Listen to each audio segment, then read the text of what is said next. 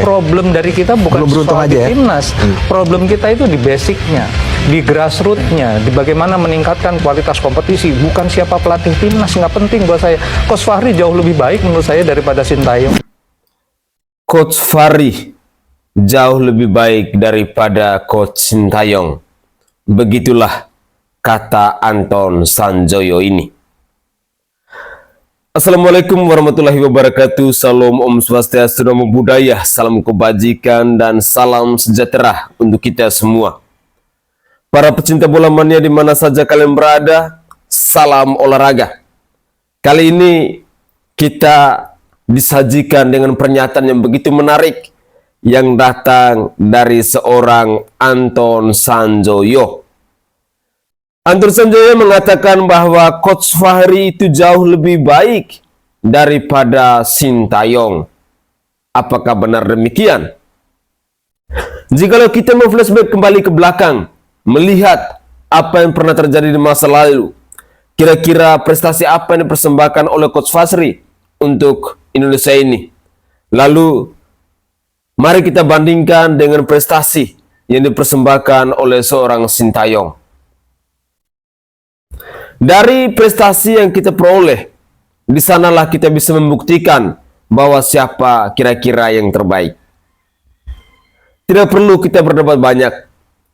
Tidak perlu kita harus repot-repot untuk membangun argumentasi untuk mempertahankan bahwa siapa yang paling baik.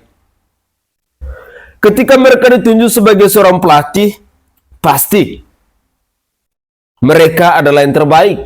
Mereka adalah yang dipercaya. Tetapi soal kualitas, soal jam terbang, tentu ini ada nilai lain yang bisa kita lihat. Antara seorang Coach Fahri dengan Coach Sintayong, siapa kira-kira di sini yang jam terbangnya jauh lebih tinggi? Siapa kira-kira di sini yang jauh lebih berpengalaman? Hanya orang-orang waras yang mampu untuk menilai. Hanya orang-orang waras yang mampu untuk berkata jujur bahwa STY lah yang terbaik. Apakah STY anti kritik? Tidak. Apakah STY melatih timnas dengan cara-cara yang tidak benar? Tidak. Buktinya, kritikan-kritikan dari para netizen, dari para pembenci, dari para penghambat timnas Indonesia di bangsa ini, STY tetap komitmen, tetap konsisten, dan tetap maju. Dia menganggap itu semua adalah angin lalu. Dan inilah profesionalitas yang dimiliki oleh seorang Sintayong. Entahlah, saya tidak mengerti dengan ucapan atau saya tidak tahu maksud ucapan dari Anton Sanjoyo ini.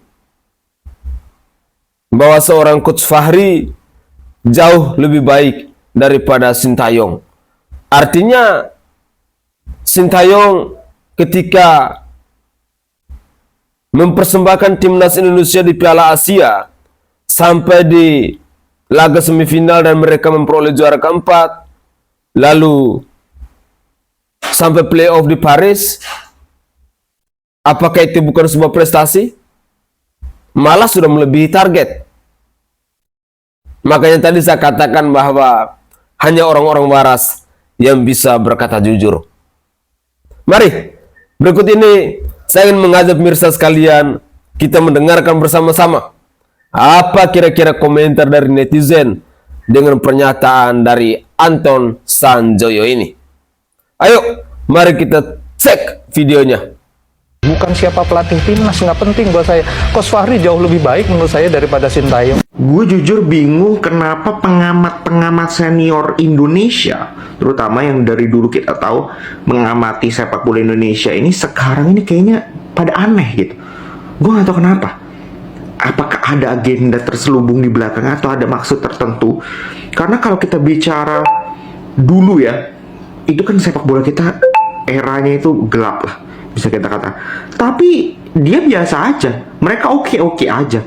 Mereka justru nggak kuar-kuar seperti ini. Tapi ketika sekarang timnas kita on the right track, semua oke dengan PSSI yang sekarang, dengan pelatih sekarang STY, kok mereka ini seakan-akan kayak kena cuci otak atau apa, gue nggak ngerti. mereka seperti tidak bisa melihat atau mereka mencari-cari kesalahan, terutama kepada Shin Tae-yong. Gue nggak tahu apa mereka benci atau punya personal terhadap STI, gue bingung. Ya jadi gue sih pasti mereka ini paham bola lah, lebih paham jauh daripada gue. Gue ini anak kepala sore bocah, mereka itu udah senior, mereka itu sudah paham, apalagi mengikuti dari dulu perkembangan sepak bola Indonesia. Tapi yang feeling gue adalah mereka ini punya kepentingan, mereka ini ada sesuatu yang kita nggak tahu di belakang. Mereka mungkin komunitas kecil yang ada maksud tertentu untuk mencari-cari kesalahan dari Coach Shin Tae-yong. Who never knows. Oke? Segitu dulu, gimana menurut kalian? Apakah kalian udah nonton podcast Pak Anton Sanjoyo komentar terkait pemain naturalisasi grade A? Tonton video berikut. Kan katanya naturalisasi ini yang diambil pemain grade A katanya. Grade A itu apa? Main di Premier League dan dia bermain rutin. Ini pemain gak usah yang top 10 lah. Di bawah 10 aja, tapi dia main rutin. Oke lah grade A untuk Indonesia. Tapi ini kan mainnya juga di divisi championship. Nah, sebenarnya apa sih pemain grade A? Yuk kita bahas.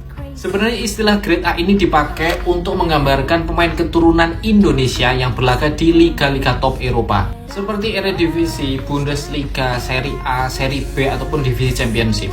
Kenapa aku sebut Serie B, Eredivisie atau divisi championship? Karena jika pemain bermain reguler di liga tersebut dan dibandingkan dengan pemain di Liga 1, maka kualitasnya jauh berbeda. Contohnya saja Bang Jedi yang sekarang bermain di Venezia atau Serie B Italia. Tapi jika kita meminta pemain grade A Eropa yang bermain rutin di Serie A ataupun di Liga Inggris, hampir dipastikan pemain itu nggak akan mau untuk membela Indonesia. Pasti mereka akan memilih negara yang prospek ke Piala Dunia lebih cerah. Contoh yang nyata, pemain ini jadi Rangers. Anda kan lama banget ya ngikutin sepak bola Indonesia, ngikutin di PSSI gitu. Sebetulnya apa sih kenikmatan sehingga orang lebih ingin bertahan sebagai ketua umum atau sebagai exco di PSSI? Itu kenikmatan apa yang diperoleh? Privilege yang luar biasa. Apa itu? Sepak bola ini kan Mas, mulai dari akar rumput di Indonesia sampai dengan level tertinggi ini sudah menjadi hajat hidup orang banyak. Di sanalah sebetulnya bukan saja berputar uang jumlahnya triliunan kalau kita bicara di level kompetisi liga atas, tapi juga sebetulnya ada privilege yang diterima oleh orang-orang yang duduk. Jangankan Esko PSSI, jadi orang di ASKAP saja, Asosiasi Kabupaten, itu mereka bisa menikmati banyak sekali keuntungan, juga keuntungan finansial. Dari mana? Dari penyelenggaraan kegiatan sepak bola kan harus semua sesuai dengan aturan PSSI. Bahkan penyelenggaraan turnamen saja mereka pasti akan pakai wasit kan. Nah, wasit-wasit itu kan yang menyediakan PSSI pada level kabupaten, ya PSSI kabupaten kira-kira. Kita menyebutnya asosiasi kabupaten, ada asosiasi provinsi, sampai asosiasi PSSI pusat gitu. Jadi memang kalau kita lihat sebetulnya apa sih nikmatnya jadi pengurus bola itu? Wah, itu Mas, karpet merah Mas. Karpet merah. Kalau di level grassroots itu, katakanlah saya orang provinsi aja, itu kalau saya datang ke turnamen atau ada penyelenggaraan, kan turnamen itu selalu bergerak juga karena ada, bukan saja karena ada pergerakan sosial, tapi ada pergerakan ekonomi. Nah, itu saya mendapatkan banyak sekali privilege dan keuntungan-keuntungan finansial. Ada aja lah Mas, uang saku, ada, pokoknya sebetulnya memang mereka menikmati betul hal itu, apalagi yang di level atas. Orang-orang ESCO itu kalau ada kongres FIFA misalnya, datang sebagai peninjau saja, karpet merah juga Mas. Semua fasilitas kelas 1, penerbangan first class. Jadi ketua umum PSSI itu ketua asosiasi kan, itu seperti presiden Mas, diperlakukannya oleh FIFA. Dan jangan lupa, FIFA itu juga bukan organisasi yang bersih. Guys, dari pernyataan Anton Sanjoyo ini, saya jadinya semakin paham kenapa sepak bola Indonesia dari dulu tidak pernah maju-maju. Ternyata pola pikir hampir sebagian besar itu hanya money oriented. Entah kau timnas memain baik atau tidak, urusan kau. Intinya kami dapat karpet merah. Intinya kami dapat privilege.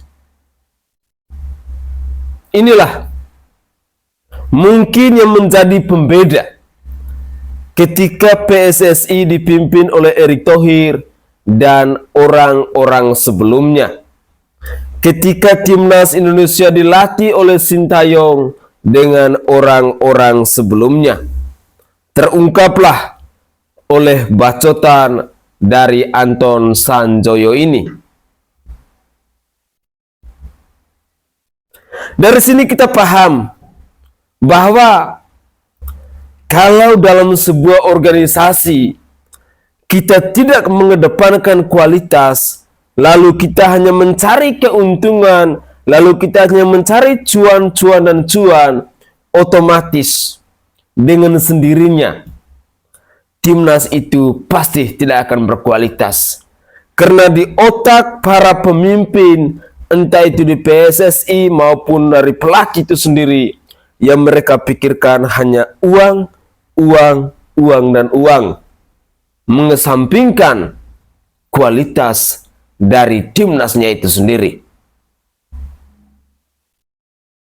Tapi saya berterima kasih kepada Bapak Anton Sanjoyo ini, yang sudah dengan beraninya beliau menjelaskan tentang keuntungan, tentang privilege-privilege yang didapat dari PSSI, dari kabupaten, provinsi, pusat, bahkan sampai di FIFA.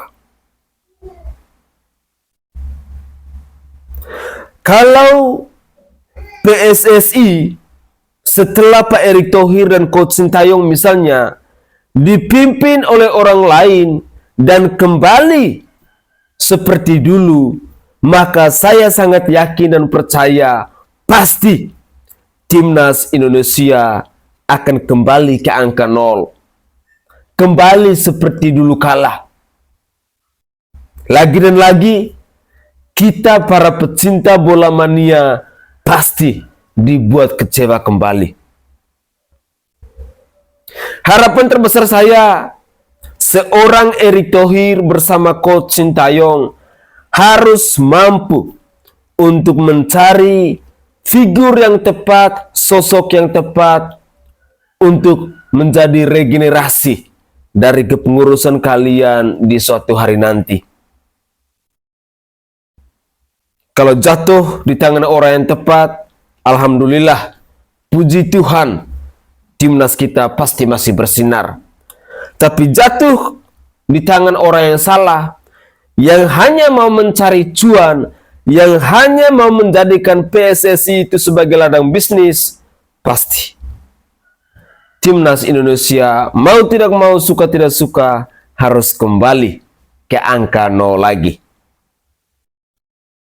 Ayo, supporter timnas Indonesia, kita harus bangkit, kita harus solid, kita harus tetap semangat untuk selalu menggaungkan kebenaran, untuk selalu mendukung timnas Indonesia dengan cara-cara yang elegan, dengan cara-cara yang terhormat, dengan mengkritik yang membangun, bukan menghujat yang hanya mau menjatuhkan. Mari kita lanjutkan lagi. Satu lagi, gue baca lagi ribut di Twitter soal Coach Fahri Husaini yang mengkritik masalah counter dan lain-lain. Gue agak bingung dengan kritikan para netizen. Gue rasa Coach Fahri ini berhak untuk memberi masukan, memberi kritik. Jangan sampai Sintayong yang gue dukung tidak dikritik, tidak ada yang kontrol. It doesn't work like that. Semua sehebat buat pelatihnya harus tetap ada masukan, ada kritikan yang membangun. Dan gue rasa Sintayong juga nggak tersinggung dengan kritikan Coach Fahri.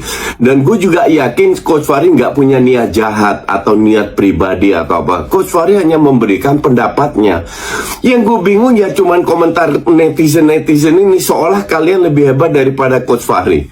Kan enggak. Dan dibilang, iya Coach Fahri timnya kalah main di divisi berapa, I don't even know and I don't care.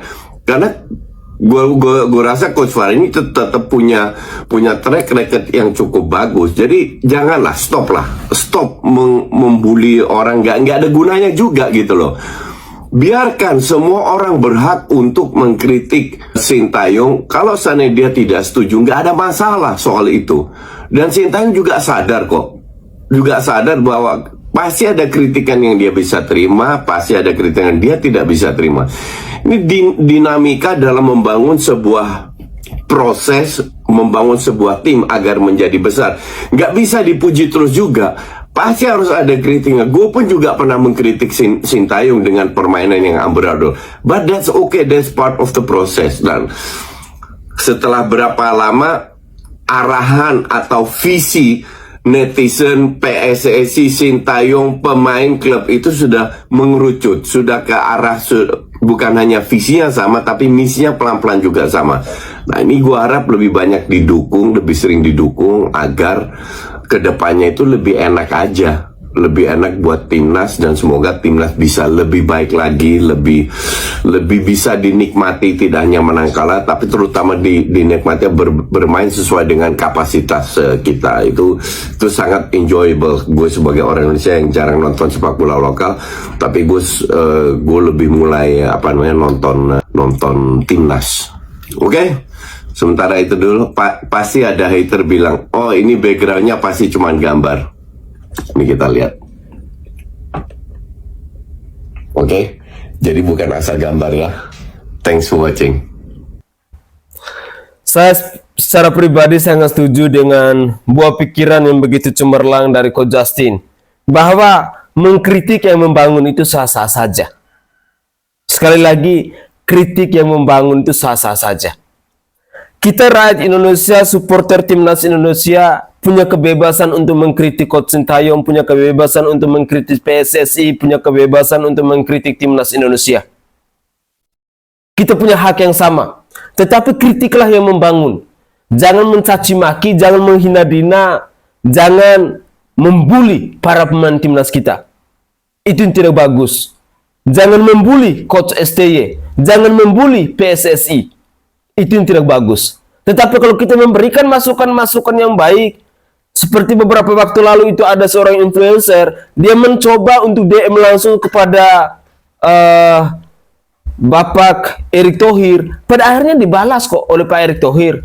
Kenapa? Karena itu adalah kritikan, itu adalah masukan yang bagus. Sehingga Pak Erick Thohir mengatakan bahwa oke, saya akan berpikir dan saya akan komunikasikan dengan tim saya. Yang namanya kritikan membangun, orang pasti akan terima. Itu pasti.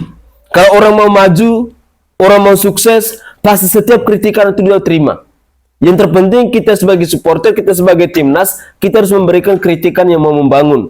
Bukan kita malah menghujat ketika misalnya di saat Indonesia menang, kita bereforia, kita berbahagia, kita merayakan pesta habis-habisan. Tetapi ketika di saat timnas Indonesia kalah, kita mulai menghujat, mencaci maki, menghina Dina, bahkan menyerang pemain, menyerang akun media sosialnya dengan brutal dan lain sebagainya. Itu yang tidak boleh terjadi.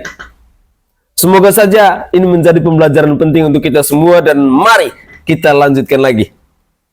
Di era Sintayong, saya sampaikan juga nih, jujur ini, saya kebetulan di Sintayong kan juga ada di situ. Ya. Saya juga bagian daripada Sintayong. Dari Sin itu, kalau menurut saya itulah awal berubah, terutama soal fisik. Oh, fisik dan skill. Saya akui lah. Kenapa? Jadi dengan selama ini Coach Sin itu betul-betul membawa fisik anak-anak itu setara dengan fisik yang ada di Thailand dan Vietnam.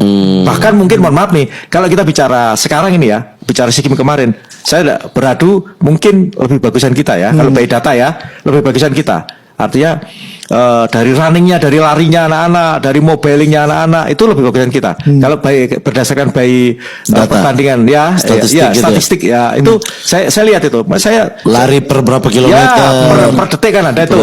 Itu semua teknis lah, itu urusannya coach lah sama tim kepelatihan lah. Cukup bagus. Dicatat ini, harus catat ini. Saya harus berterima kasih kepada Sintayong. Menggembleng itu duluan ya. Fisik itu diutamakan. Cuman memang ini jujur saja, banyak sekali pemain-pemain yang berlabel timnas ketika dipanggil Sintayong itu merinding dulu.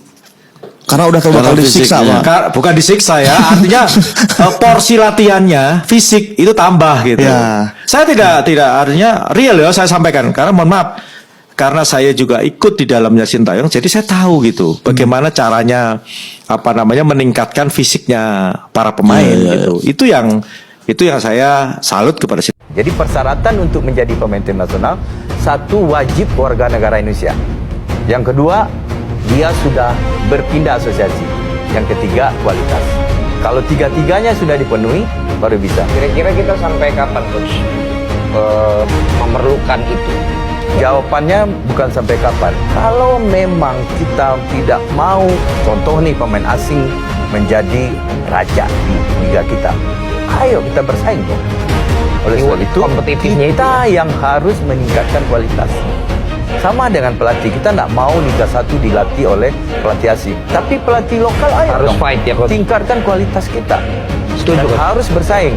Karena tidak bisa dunia yang larang mengglobal kayak sekarang, terus kita batasi, nggak bisa.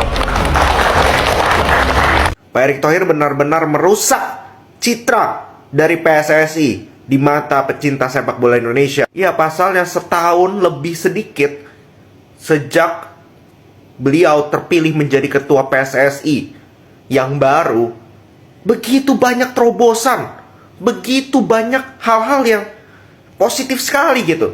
Bahkan kabar terbarunya Bundesliga berencana menggelar turnamen internasional resmi pertama mereka, dan Indonesia dipilih menjadi tujuannya. Membangun hubungan yang baik, relasi yang baik dengan one of the biggest league in the world, masuk top 5 liga top Eropa. Ini kalau bukan Pak Erick Thohir, gue nggak ngerti. Nggak mungkin kita seperti ini. Nggak mungkin kita bisa begitu diperhatikan tampaknya oleh sepak bola Eropa, bahkan oleh FIFA. Jadi merusak sekali tatanan PSSI yang dulu. Dulu itu kan kayak kita ini terisolir. Sepak bola ini kita ini terisolir, nggak mau ngelirik sana, ngelirik sini. Ya memang karena nggak ada relasi yang baik juga ya dari pemimpin atau ketua PSSI yang terdahulu. Bukan salah mereka juga ya, kalau nggak punya relasi. Itu kan kembali lagi soal pengalaman, soal bagaimana Pak Erick Thohir dulu pernah menjadi presiden klub dari Inter Milan. Itu kan berhubungan sekali. Jadi ya gue sih nggak habis pikir sama Pak Erick Thohir ini, benar-benar kacau lah, top. Selain Como, ada satu lagi klub Eropa yang dimiliki sama orang Indonesia yang promosi ke kompetisi yang lebih tinggi guys di Eropa. Siapakah itu? Seperti biasa, ilangin dulu icon plus di sini sebelum lanjut ya. Dipencet di follow, thank you. Oxford United promosi ke Championship Divisi 2 Liga Inggris. Klub ini tuh dimiliki sama orang Indonesia. Siapa itu? Erick Thohir, ketua PSSI, sama Anindya Bakri. Diam-diam Pak Erick Thohir ternyata masih punya klub juga di Eropa teman-teman ya. Bahkan sekarang klubnya sudah ada di Divisi Championship guys. Walaupun promosinya itu di Championship ya, kasta kedua di Liga Inggris, tapi ingat men, ini Liga Inggris ya. Ini mungkin sekelas kompetitif Liga Turki mungkin, atau enggak Liga Belanda kali ya guys ya. Intinya masih lebih keren daripada Liga Belgia lah. Dan ternyata Pak Erick Thohir sama Anindya Bakri ini sudah punya saham di Oxford United itu sejak 2018. Berarti lebih dulu Pak Erick ini punya Oxford United dibandingkan Pak Hartono yang beli si Como di 2019 guys. Tapi aku cek kok di squad listnya di Oxford United ini kok nggak ada pemain Indonesia ya. Bahkan di jajaran staf kepelatihannya juga nggak ada Indonesianya. Jadi kalau dibanding-bandingin sama Como itu masih lebih kental Indonesianya dibandingkan si Oxford United ini. Nah, karena Oxford United ini yang punya Pak Erick Thohir, ketua PSSI, kira-kira ada nggak ya netizen norak yang minta Erick Thohir beli pemain Indonesia terus dimainin di Oxford United? Segitu dulu dari aku informasi soal Oxford United ini ya guys ya. Menurut kalian bagaimana? Tulis di kolom komentar seperti biasa ya. Dan kalian kalau misalkan masih ada icon plusnya di sini, dihilangin, dipencet di follow. Jangan nonton doang, di follow, di like, di share, di komen. Thank you, salam olahraga bosku. Oke guys, itulah informasi-informasi olahraga yang bisa saya persembahkan ke hadapan pemirsa sekalian pada kesempatan ini, khususnya kepada pecinta bola mania. Berbagai macam cuplikan video yang sudah saya persembahkan ke hadapan pemirsa sekalian, semoga saja bisa menambah informasi baru Semoga saja juga bisa memotivasi diri kita agar ke depan para pecinta timnas Indonesia, para supporter timnas Indonesia tetap menjadi supporter sejati. Mereka adalah tim kesayangan kita. Mereka telah membawa, telah mengharumkan nama Indonesia. Pernyataan dari Anton Sanjoyo yang membandingkan bahwa seorang Coach Fahri itu jauh lebih baik daripada STY, cukuplah di Anton Sanjoyo saja. Kita rakyat Indonesia, kita para pecinta bola mania, kita supporter timnas sejati, pastinya kita sudah berpikir secara waras, pastinya kita sudah melihat bagaimana prestasi dan kualitas yang dimiliki oleh seorang STY dan juga timnas Indonesia. Tidak usah kita banyak ngomong, tidak usah kita banyak protes. Kita cukup melihat apa bukti prestasi yang telah dipersembahkan oleh seorang Coach Sintayong untuk mengharumkan nama bangsa dan negara ini.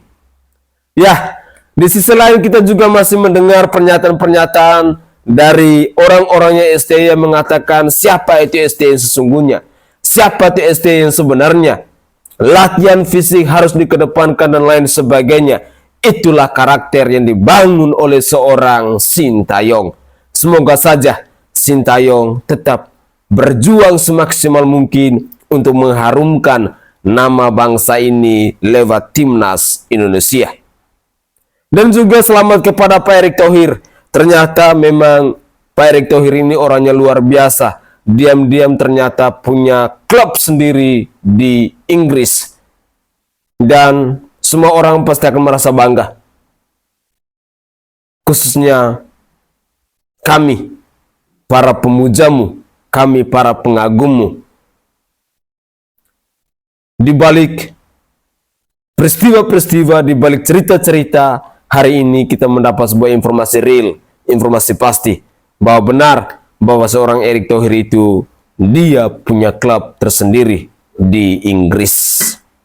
Mungkin itu saja komentar singkat dari saya, dan saya mohon maaf bila ada cuplikan-cuplikan video yang mungkin tidak berkenan di hati para pemirsa sekalian, ataupun mungkin ada komentar dari saya yang tidak berkenan di hati para pemirsa sekalian. Dari lubuk hati yang paling dalam, saya Sainai dari Provinsi Nusa Tenggara Timur ingin menyampaikan permohonan maaf yang sebesar-besarnya. Mari, tetaplah kita semangat untuk mendukung timnas Indonesia. Saya Sainai dari Provinsi Nusa Tenggara Timur. Saatnya kita yang rakyat jelata harus berani untuk bersuara. Salam olahraga.